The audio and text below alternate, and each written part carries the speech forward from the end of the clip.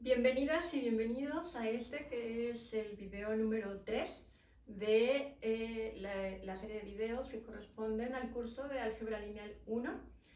Vamos a empezar el día de hoy repasando algunas de las cosas que ya vimos los días pasados. Hemos hecho una revisión de temas más generales de otras estructuras algebraicas, de cómo se va realizando esta práctica en la cual vamos introduciendo una estructura y vamos introduciendo otra, etcétera, etcétera, hasta llegar a esas estructuras como los lambda módulos o como los espacios vectoriales, que ya tienen otro tipo de naturaleza. Entonces, recordemos la definición que es central para nosotros de espacio vectorial, ¿no? Vamos a tomar la definición de espacio vectorial. La última clase estábamos hablando sobre subestructuras, vimos varias subestructuras algebraicas. Vamos a retomar lo que es ser un subespacio vectorial y a ver qué es lo que rescata y por qué las condiciones que ponemos para que herede, como lo estuve manejando, para que herede las condiciones de ser un espacio vectorial. Muy bien. Bueno, entonces recuerden todas estas cosas, las hemos estado tratando como estructuras, ¿no? Cuando decimos qué es una estructura y qué es una estructura, pues es un conjunto, pero es un conjunto dotado de un orden. Entonces habíamos definido al espacio vectorial como una estructura, definición, sea, ya habíamos puesto V, ¿no? Bueno, primero que nada recuerden que aquí tenemos que empezar con una estructura que ya está, la que es la estructura de campo. Entonces sea C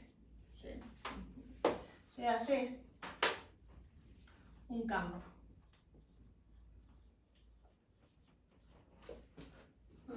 Una estructura a la que le vamos a llamar V sub C, porque depende de ese campo que está dado, que está compuesta por un conjunto de cierta forma, que vamos a ver qué forma va a tener, y dos operaciones que les había puesto, les íbamos a decir suma y multiplicación, pero que van a tener el significado dependiendo del contexto, ¿no? ¿Qué significa suma? ¿Qué significa multiplicar? Una estructura de ese tipo, donde ves un conjunto, ya saben, ¿no? Más y por van a ser funciones definidas como lo pusimos la vez pasada. Bueno, a ver si quieren lo escribo. Donde B es un conjunto no vacío, aquí sí ya vamos a poner no vacío, y la suma va a ser una función que va de B cruz B en B. La multiplicación va a ser una función que va de C cruz V en V. Es un espacio vectorial si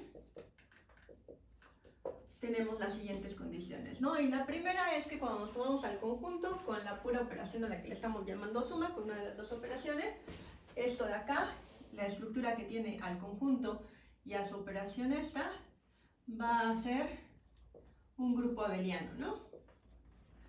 Es un grupo abeliano donde, recordemos, ser un grupo abeliano quiere decir que es un grupo, o sea que la suma va a ser asociativa, que en B va a haber un elemento neutro, es decir que al sumarlo con todos los demás elementos de B lo deja igual, y todos los elementos de B van a tener inversos, ¿no? Para cada uno de los que están aquí existe otro que al asociarlo con esta operación nos va a dar el neutro, ¿no? Lo que nos da el neutro. Y además es abeliano, entonces tiene que ser conmutativa. Entonces esta era una condición. La segunda condición, recuerden, en este caso tenemos otro tipo de distributividad. A lo que le llamamos distributividad no es exactamente a lo que le llamábamos distributividad antes, justamente porque estas definiciones, estas funciones, estas operaciones están definidas de una forma un poco diferente que con las estructuras anteriores. Entonces las condiciones de distributividad se van a dar de otra manera, ¿no? Entonces vamos a tomarnos dadas alfa y beta en C y U y B en V, se tienen que cumplir las siguientes condiciones que eran, recuerden, alfa más beta, donde esta es la suma del campo multiplicada por V es igual a alfa por V más a beta por V, ¿verdad? Esta era una. La otra de nuestras distributividades, dado que las operaciones son distintas, hay que hacerlo dos veces.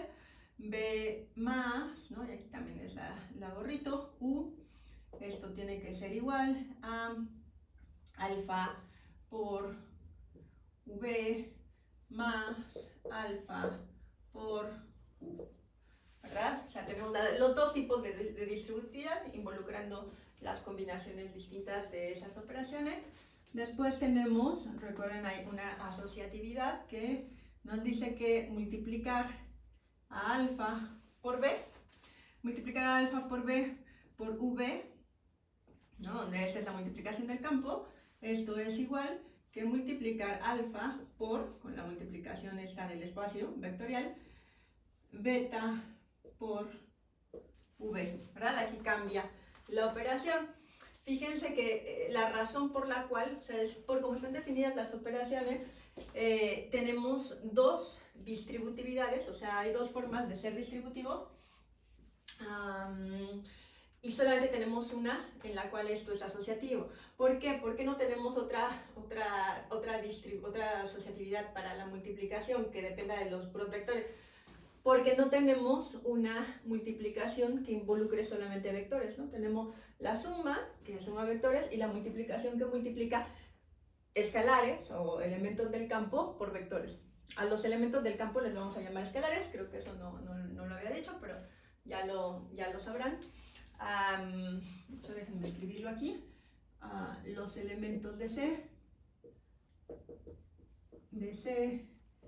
se llaman escalares.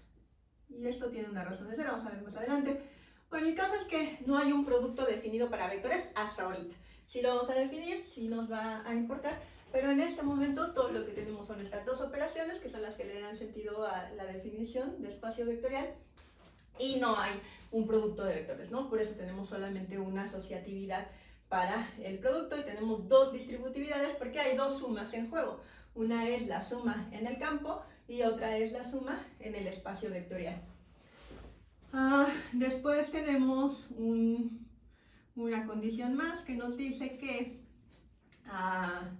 cuando multiplico 1, donde 1 es el neutro multiplicativo del campo, de C, ¿no? Como C es un campo, tiene neutro multiplicativo, 1 multiplicado por V, donde V es un vector que está en B, tiene que ser B, ¿no? Para todo B, en el espacio vectorial. Bueno, esas son todas las condiciones que necesito para tener un espacio vectorial.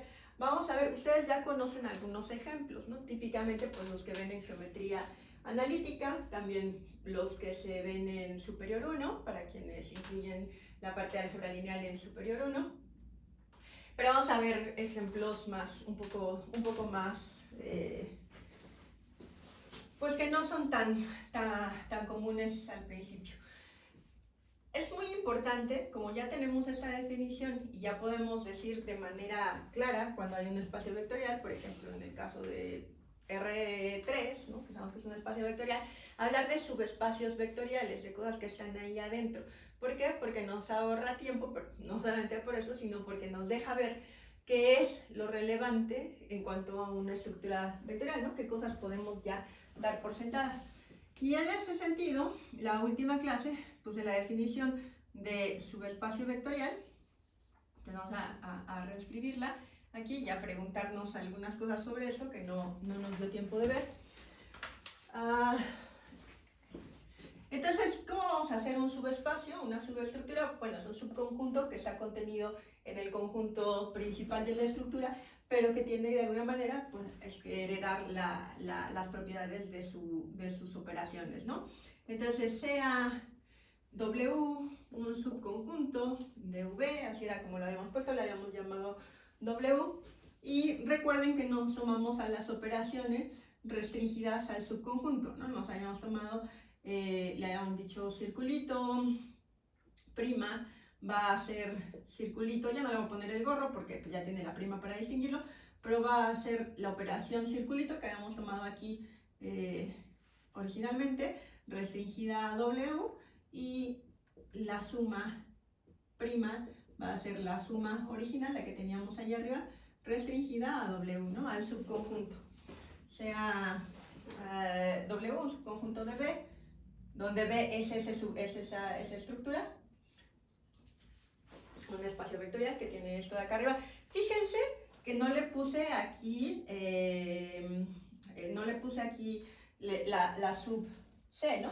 Aquí al B, a la letra B, le puse un subíndice C porque estoy indicando que ese espacio vectorial, más adelante ya que esté muy claro, ya no lo vamos a hacer explícito, pero aquí estoy dejando claro que este subespacio vectorial está corriendo sobre el campo C, ¿no? Donde el campo C es el que va a darle sentido a esta operación. Aquí no les puse subíndice porque esta relación, la relación de contención, es una relación que solamente tiene sentido entre conjuntos. ¿No? Todavía no estoy hablando de o sea, esto no expresa subestructura, expresa subconjunto. W es un subconjunto de V, o sea, de esta V que está aquí adentro. Y la restricción de las operaciones, pues es con respecto a estos conjuntos.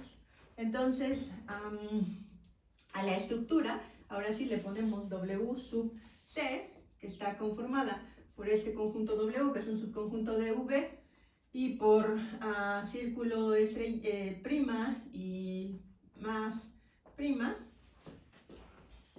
a esta estructura de acá le vamos a llamar subespacio vectorial de W, si cumple con las siguientes condiciones, ¿no? ¿Cuáles serán las condiciones? Las condiciones, como recordarán, son que para todo U y V en W se tiene que U más V, ¿no? Donde la más es esta de acá, U más V es igual a, está también en W, ¿no? O sea, esto sí que ahora sí necesito decir que la función sea cerrada, que la operación sea cerrada, porque como es una función restringida, en sí misma no tengo ninguna garantía de que la imagen, la cosa a la que manda esa suma, se quede dentro de C, desde dentro de W. Entonces, como no tengo la garantía de que la suma se quede dentro de W, o que el producto por los elementos de C se quede dentro de W, tengo que pedir esta condición, ¿no? Tengo que pedir esa condición y la condición correspondiente para el producto. O sea, la que dice que para toda U en W y alfa en C, se tiene que alfa por U, donde esta es la circulito, esta operación es la circulito prima, por U, también se queda en W, ¿no? Fíjense que aquí no le estoy poniendo la K, porque sí tienen que estar dentro del espacio, pero en realidad aquí estoy hablando del conjunto. Me estoy tomando elementos en el conjunto y a la hora de sumarlos con la operación restringida se tiene que quedar dentro del conjunto. Y finalmente, bueno, creo que la vez pasada enuncié la tercera como la primera, pero bueno, da igual, son estas tres condiciones, que dice que el neutro, que le vamos a llamar el vector cero. El vector cero, ¿quién es el vector cero? El vector cero es el neutro de esta operación, ¿no? De la operación suma. O sea, el vector cero tiene la propiedad de que, no lo escribí porque eso está contenido en las condiciones de ser un grupo abeliano, ¿no? Ser un grupo abeliano implica que hay un neutro aditivo. Entonces el vector cero, vamos a ponerlo acá también, el vector cero, lo vamos a denotar así, es el elemento de B, que de nuevo tiene que existir, ¿por qué? Porque es un grupo abeliano, de B, tal que V más 0, este vector, es igual a V para todo B en B, ¿verdad? Este es el vector 0. Entonces el vector 0 de B, ¿no? Porque B ya es un espacio vectorial, W no lo sé, pero eso es lo que estoy definiendo ahorita. El vector 0 de B está en W. Y listo, esas son todas las condiciones. O sea, si yo tengo un subconjunto de B que contiene al vector 0, tal que cualesquiera dos elementos de ese subconjunto, cuando los sumo se quedan ahí adentro, y tal que al multiplicar un elemento de ese subconjunto por cualquier elemento del campo, por cualquier escalar, el resultado se vuelve a quedar dentro del conjunto, eso es un subespacio vectorial. O sea, es un espacio vectorial que está metido dentro de este espacio vectorial más grande. Y entonces, fíjense, la pregunta es, ¿y todas las demás condiciones? ¿Qué pasa con todas las demás condiciones? ¿Qué pasa con la condición, por ejemplo, de tener, vimos que para la definición de esto de acá, una condición era que U por B fuera igual a B, ¿no? ¿Qué pasa con la condición de espacio vectorial? De que al multiplicar cualquier vector por el elemento neutro del campo, eso se quede igual. Bueno, pues esa condición, junto con todas las demás condiciones, se implica, se sigue de esto de aquí. ¿Por qué se sigue de esto de aquí? Fíjense, 1 por B es igual a B, ¿no? Esa es una condición. Pero aquí lo que tenemos es que para cualquier, o sea, de las tres condiciones del subespacio vectorial, que para cualquier vector, al multiplicarlo por un número, por un escalar del campo, se va a quedar dentro del subconjunto. En particular, si este alfa es 1, pues se va a quedar dentro del conjunto, ¿no? Entonces, alfa por 1, perdón, U por 1 está en W. Y U por 1 no puede más que ser U. ¿Por qué? Porque tanto U es un elemento de V, porque W es un subconjunto de W, entonces tanto U es un elemento de V, como 1 satisface la condición 5 en el espacio grande. Entonces 1 por V, 1 por U tiene que ser exactamente U, pero además tiene que estar dentro de W por la condición 2. Después nos podríamos preguntar, bueno, ¿y los inversos? ¿Qué pasa con los inversos? ¿Dónde están los inversos aditivos? Acuérdense que para ver que algo era un subgrupo o para ver que algo era un subanillo, metimos a los inversos como condición, ¿no? Pedíamos condiciones que directamente implicaban que el inverso también estaba ahí, ¿no? Cuando pedíamos un subanillo, una cosa que pedíamos para que B fuera un subanillo de A, si B es un subconjunto, si se acuerdan, era que A menos B estuviera contenido en B, ¿no? Y les decía, esto ya implica que estén los inversos, ¿no? Si están A y están B y está A menos B, tiene que estar los inversos de cada uno de los elementos que estén dentro de B. Pero aquí no estoy pidiendo nada parecido. Y eso tiene que ver justamente con lo que les decía de que la condición ya no es la misma, de que la extensión de esta estructura ya no es igual que en las ocasiones anteriores. Ya es otra cosa. ¿Cómo saco los inversos de aquí? O sea, me está diciendo, para todo U y V que estén en W, U más V está en W. Eso está bien, pero eso por sí mismo no me dice ni que menos U esté en W, ni que menos B esté en W. ¿Cómo esa es mi pregunta para ustedes, ¿no? De estas tres condiciones, ¿de qué forma puedo deducir que los inversos aditivos de los vectores están en W? Bueno, si no lo han visto, pues la respuesta es, fíjense, tenemos esto, ¿no? Tenemos que para todo elemento que esté en W y cualquier escalar, cualquier elemento del campo, su multiplicación tiene que estar ahí. Entonces, en particular, si U está en W, como se tiene que cumplir la condición 2, pues menos 1 tiene que estar en el campo. ¿Por qué menos 1 tiene que estar en el campo? Porque ese es un campo. Entonces todos los elementos que están en C tienen inverso aditivo, ¿no? Entonces sabemos que el 1 tiene que estar porque es un campo. Y como todos tienen inverso aditivo, menos 1 tiene que estar en C. Como menos 1 está en C, menos 1 por U está en W. Entonces, si U está en W, menos 1 por U está en W. Por lo tanto, menos 1 está en W. Entonces, los inversos van a estar, ¿no? Combinando la condición 1 y 2.